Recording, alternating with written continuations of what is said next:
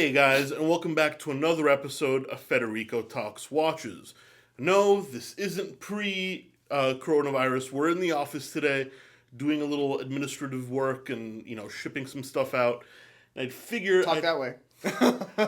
Distancing. I figure I'd have John on the video and we talk about some pretty big news today. How you doing, buddy? Pretty good. How are you?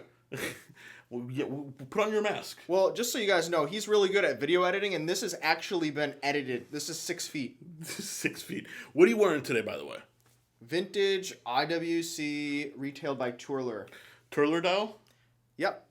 Very cool. And GP Laureato, been enjoying this one for today. By the way, guys, don't forget to check out John's channel. Link in the description below, where he has a slightly different take on a lot of topics than I do. Just some interesting watch content for you guys bored at home. Downright radical.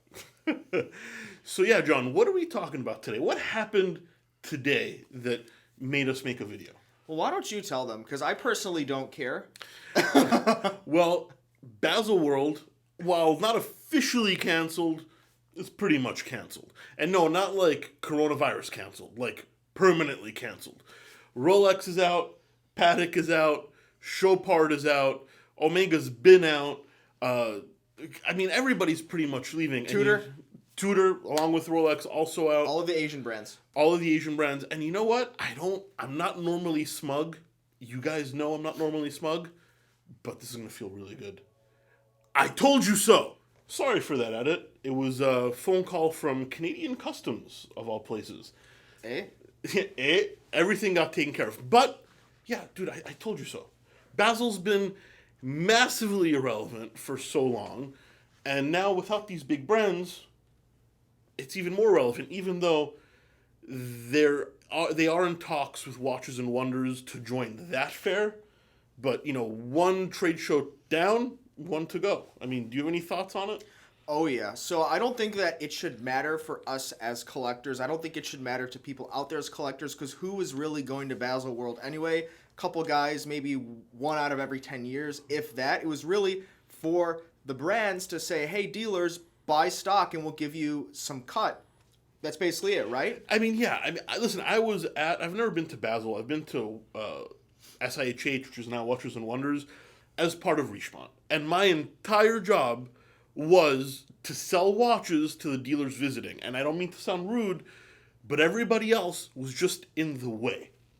It's like everybody else didn't matter. It's like, why are you here? Leave me alone. I need to make some sales. It's just in my mind, it's just the next step to remove the authorized dealers from the supply chain. Because if authorized dealers aren't even getting invited to the shows anymore, because the show, if it's going to be Watches and Wonders, is really more of an experience. Cars, food, drinks, hotels, accommodations. That's all Watches and Wonders is really anymore. The ADs are just cut out of the whole thing. Gone.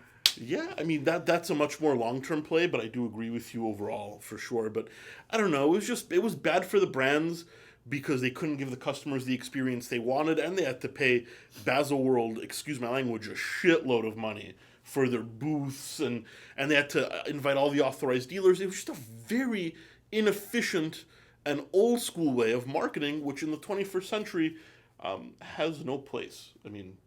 You agree with that? Pretty soon, we're going to see Baselworld start a YouTube channel.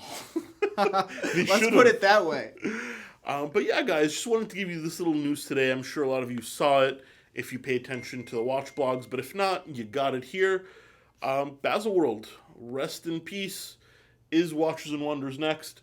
I say yes, and I'm saying it just so I can say told you so next year. What do you think they're going to do with the Baselworld name? Because the name has branding capacity. They could do something with it. They're just gonna, dude. They're gonna have jewelry brands go in, maybe rebrand it to an art fair like Art Basel, which exists. Well, I don't know. Listen, it's not gonna disappear entirely. It's just gonna be entirely irrelevant, is what it is. Who will go? Micro brand fair? Yeah, micro brands, small, jewelry companies like Damiani. Jewelry companies. I'm drawing a blank. I really don't know. Well, once again, I don't think that it matters for the average watch collector. I don't think so either. But anyway, guys, thank you so much for watching today's video. Please give it a thumbs up if you enjoyed it. It really does help. Don't forget to subscribe to John, link in the description below. Stay safe and healthy, and take care.